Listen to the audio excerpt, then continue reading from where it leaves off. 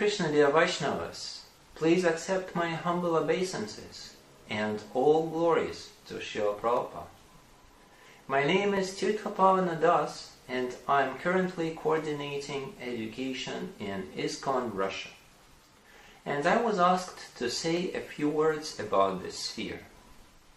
We all know this famous verse, Yarideha Tarikaha Krishna Upadesh, Amara Gyaya Guru Hoy Taredesh. Instruct everyone to follow the orders of Lord Sri Krishna as they are given in the Bhagavad Gita and Srimad Bhagavatam. In this way, become a spiritual master and try to liberate everyone in this land. Srila Prabhupada in his purport says that this is the sublime mission of the International Society for Krishna Consciousness, which means it is an entirely educational movement.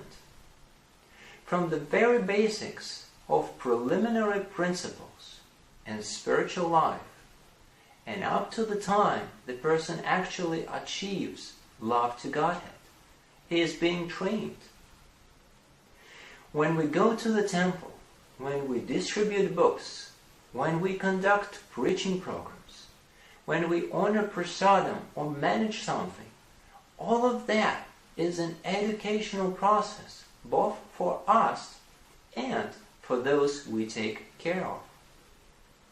If we see education just as academical studies in the classroom, it is somewhat limited view that often separates education from our real day-to-day life.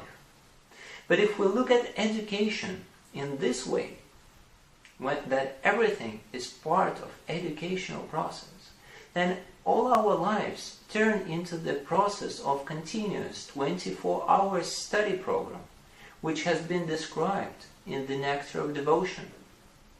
Now, this process can be chaotic when everyone develops under the influence of random circumstances, and we just hope for the divine intervenience of the Super Soul, which will take care of the devotee's growth, or we can serve to systematize this process for its better optimization. So that every devotee, on each level of their spiritual path, would get medicine that would be described for those devotees on that step of the spiritual ladder where they are currently. Now, if we just create a systematic template for everyone, that you study this, study that, and study that, that would probably work for robots, but not for living beings in the sphere of bhakti. For us, we have to make it more individual through the person who could actually observe our lives and guide us in our lives. And not from very big distance. He has to be able to actually look at how we work, walk, talk. So on these basic principles, that education should be practical, ongoing, authoritatively and individually guided, and systematic, we are trying to develop this area in Russia.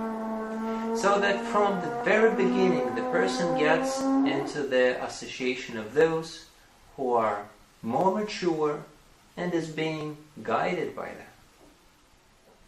In order to achieve it, we try to educate educators, provide them with necessary materials and resources, care for them, and bring them into sanghas with each other, so that they could churn Krishna consciousness with each other by 6 loving relationships. And from that, the wave of heat would spread further on to all other Vaishnavas.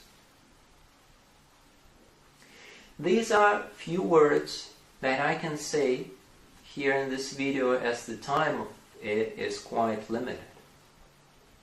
But if you would like to hear a little bit more of practical tips on how we try to develop education in Russia, and maybe some of that will be useful for you, then you can read an article that I wrote some time ago for the Ministry of Education. The link will be provided with this video. So I hope you will find something useful in there. And also, I really hope that by our joint efforts in this area of education, we will be worthy of helping Srila Prabhupada to manifest his desire. And this wonderful event of International Educational Conference that is happening these days is the beginning of that. Hare Krishna. Small surprise, there is part 2. In the previous part of this video, I spoke on general concepts, and some of you might say, those are nice ideas, but he is young, he might not have experience on how it really works, and therefore he is too idealistic. And that is absolutely true. There is a long way to go.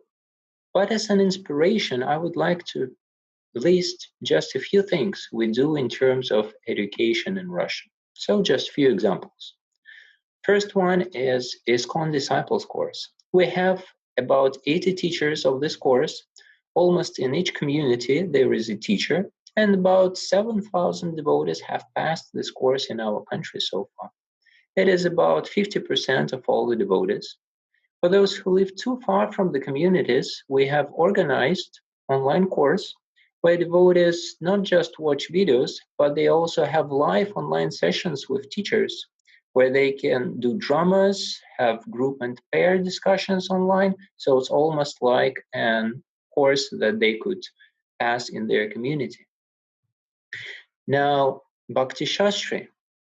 There are about 20 authorized Bhakti Shastri centers in Russia, so devotees can go and study in each of those centers. Of course, there is also online course, which is again designed in a way that there are live sessions with teachers where devotees, they have different discussions. Also about TTC, there are about 1,000 devotees who have passed teacher training courses. Almost every Namahata or Bhakti Vriksha leader, preacher, etc. have passed it. And we also designed a few parts of additional teacher training courses ourselves.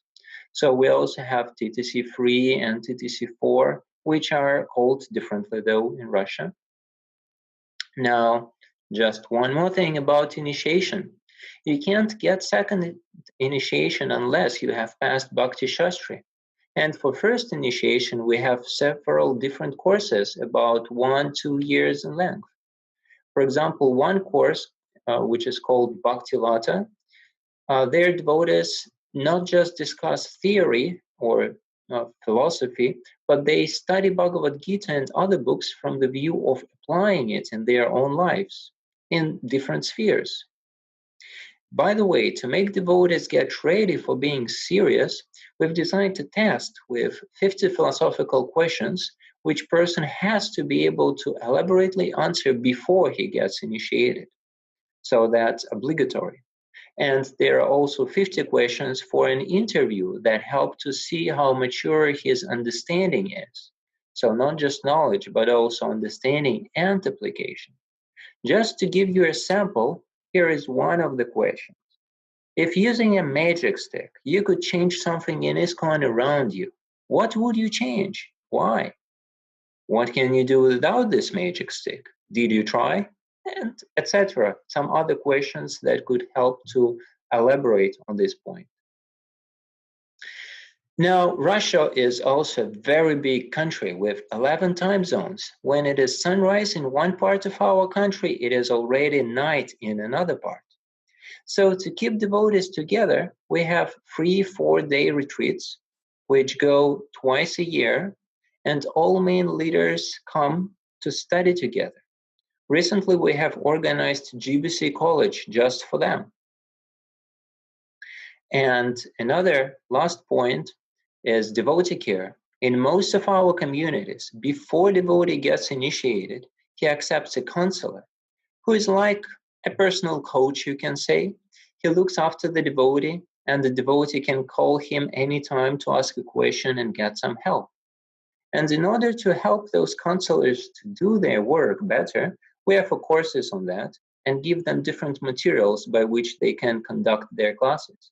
Because sometimes it is quite hard for a devotee to organize a course or to think what he will be speaking during his Namahata he is conducting. So we give him different options of different models, how he can study Bhagavad Gita or Srimad Bhagavatam or other types and other topics like etiquette and etc.